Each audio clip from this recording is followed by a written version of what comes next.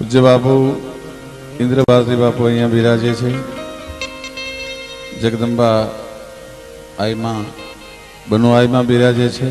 ભીખુદાનભાઈ અમારા મુરબ્બી છે, બહુ સારું ગાય, બહુ સરસ વાતો કરે છે અને અનેક ક્ષેત્રનો અનુભવ છે.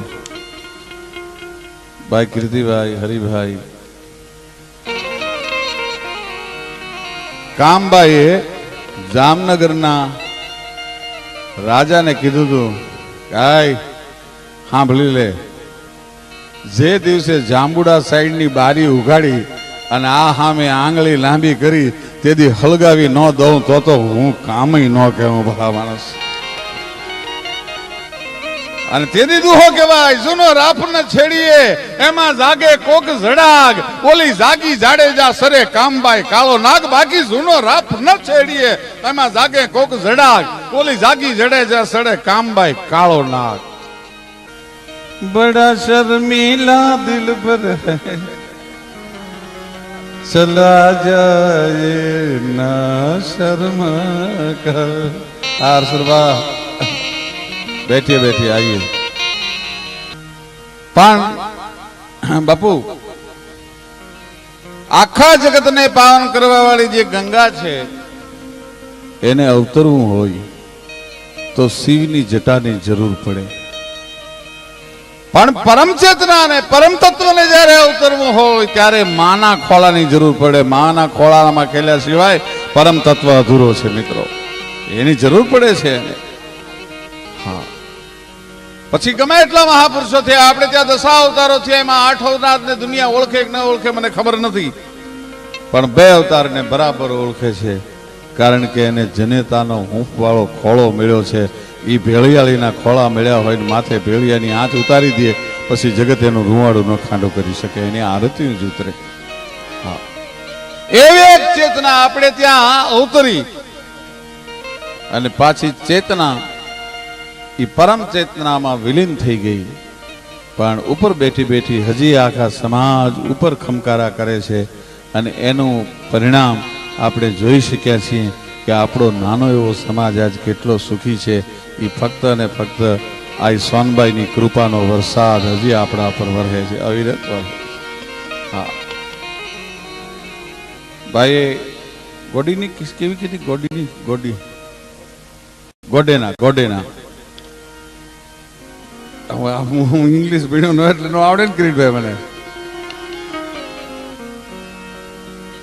ગોડેના બહુ સરસ વાત છે, ત્યાગની, સમર્પણની બહુ છે. એને 1000 વખત આપણે સલામ કરીએ. પણ ગોડેનાને તો વસ્ત્રો ઉતારવા પડે લાખાભાઈ. આયા તો એક વાર માનલી કે 4 દિશામાં ખાલી ઘોડું ફેરવ્યું હતું બાપુ.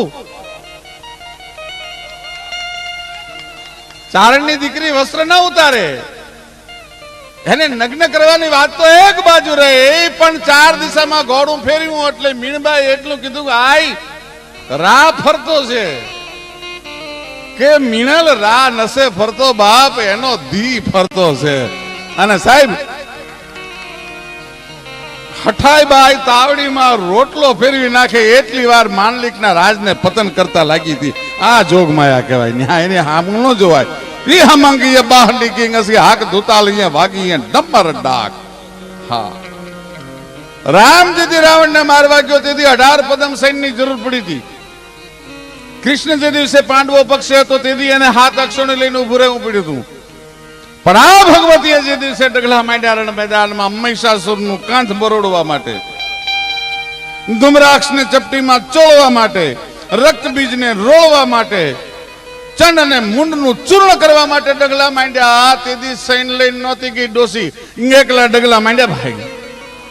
પણ ત્યાં ગજન દિગ્જ ડગ ગજ્યા નચત હર હર ગર નિર્બલ ગોલ લચાક ચાલ ગજ્યા વિતલ હલ ગજ્યા તલાતલ ગિરિગન ખલબલ ભજે તુંડ ચાલ ગજે વ્યોમતાલ ગઢલ સુબા ઢલ ગજે ગોવે ગન ચાલતી હલબલ કલ મલત ચરાચર કોપ સામ ભટ્ટ તટ મન મોદ ચંડી સુકોપકાર ગસુર સર ધૌમ નિકારકાર ખડક દરંગ વકીત ગન ગસુર ચકિત થર થર ચરાચર થંભ બોમ્બી ભાઈ થકિત લોલ જર સાજર લર થર વાત કરતના વહન થમ બગાઈ સકન તટની જલ વિભુત વ્રાંત ભાઈ વિકલ મેરુ ગીર ભયે સુખલ બલ બ્રહ્માંડ હાંડ હલબલ વિપુલ અને ઝુંડ ઝુંડ નર ફેલી જાત જામુંડ રક્ત ભય મુંડ શીર અને કરણ ખંડ ગસ તૌલી કર કડડ દાંત કડકડત ખપરંગન હડરન કડરત જડ ધરગન જડ પડર ગડર ભેંકાર ગડરત લજક સ્થિરા લડથડર ગડર ધક ધક નત હાલત કંદ જડવાડત હલત ધડડ પદ હુસકત હસ મસક તબક નારદ ગસત ધરની રસાતલ જાત જાસ ઈ ચા મુંડ મચક પદ મુંડ શીર અને કડડ ગાવ કિય દાંત કાસ કામબાઈએ જામનગરના રાજાને કીધું હતું કાય સાંભળી લે જે દિવસે જાંબુડા સાઈડની બારી ઉઘાડી અને આ સામે આંગળી લાંબી કરી તેથી હળગાવી ન દઉં તો હું કામય ન કહેવું ભલા માણસ અને તેથી દુહો કહેવાય જૂનો રાફ ન છેડીએ એમાં જાગે કોક જડાગ ઓલી જાગી જાડેજા સરે કામબાઈ કાળો નાગ બાકી જૂનો રાફ ન છેડીએ એમાં જાગે કોક જડાગ ઓલી જાગી જડેજા સરે કામબાઈ કાળો નાગ અને એટલા માટે માંડલિક ને માએ કીધું તો ગાય માંડલિક કાફાર કે મન ખોટ મહિપત મેલ માજાંગન ધરા પર ગાવ્યો રજવટ તણી નહીં રીત રાજા લાવ લશ્કર લાવ્યો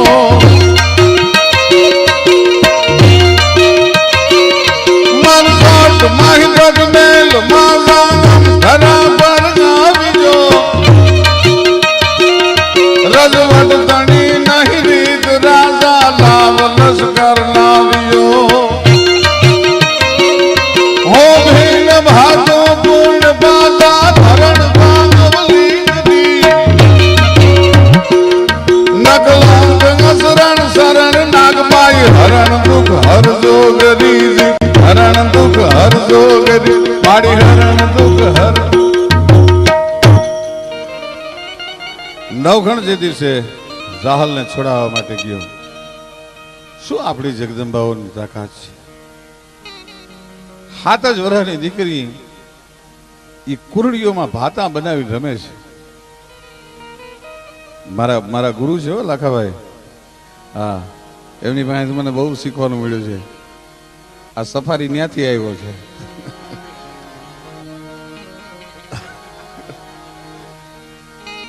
લાખાભાઈ રિવોલ્વર રાખે હું રિવોલ્વર રાખતો થઈ ગયો ઈ સફારી પહેરે મને એમ થયું અને એમણે મને બહુ સરસ વાત કરેલી મને કે 400 વર્ષ પહેલા મને કે ભગત બાપુએ કોઈ દી કાળી કામળી રાખી મેં કીધું ના હાલું ફોટો નથી જોયો આપણે મને કે પછી મેરુભા બાપુએ મેં કીધું ના એ ફોટામાં આપણે ને જોયું હેમુ ગઢવીએ મેં કીધું ના એ નહીં તો મને કે કાળી કામળીઓ શું કામ રાખતા હશે ઈ અને લાંબા જબ્બા માપ બારીના પહેરી નીકળી પડે ખબર નહીં આપણે ચારણો આવા જબ્બા જ ન પહેરતા હા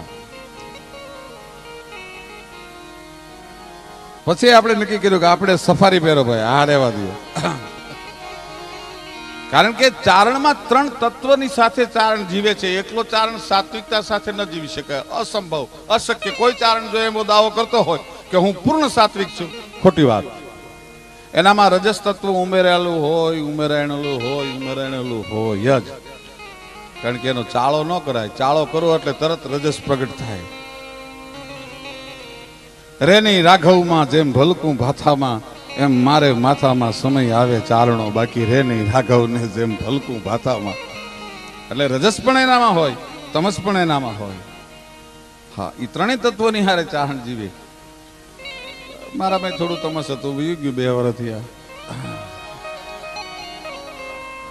પણ જય ભગવતીની મારે વાત કરવી છે શું જોગમાયાઓની તાકાત નવઘણ નીકળ્યો કિરપાણ મરદાં કસી કામર બદન બીડી બગતરા ભુજદંડ બેંગઈ પ્રચંડ ભાલના તીર બરસી તોમરા હેમરા 9 લાખ હુકલે ખંત થી હરી ખોલવા નરપતિ સજિયો સૈણ નવઘણ ધરા સન ધમરોલુવા કિરપાણ મરદાં કસી કામર બદન બીડી બગતરા ભુજદંડ બેંગી પ્રચંડ ભાલા અને તીર બરસી તોમરા 7-8 વર્ષની દીકરીઓ કુરડીઓમાં ભાતા બનાવી રમે ને આમ ફૌજને નીકળેલી જોઈ અમે એક દીકરીએ દોડ દીધી ભાઈ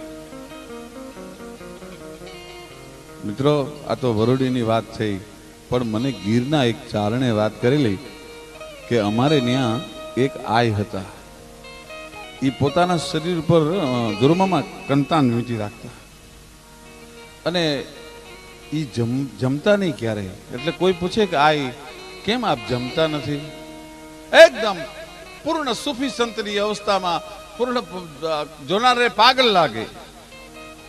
ત્યારે એ કહેતા કે 3.5 પાડામાં કોઈ ચારણના ઘરે જે દી હુતક ન હોય તે દિવસે હું મારી ગાય ધોઈને દૂધ પી લઉં છું. એ પહેલા હું નથી પીતી સાહેબ. માં આનું નામ કહેવાય. હા, વર્ષ 2 વર્ષમાં એકવાર કોક દિવસ પીતા દૂધ. એ મને ગામનું નામે એમણે નેહનું નામે મને એમણે આપેલું. લીલા પાણીનો નેહ. હા, લીલા પાણીના નેહમાં હતા. હા, શું જોગમાં આવું હોય છે.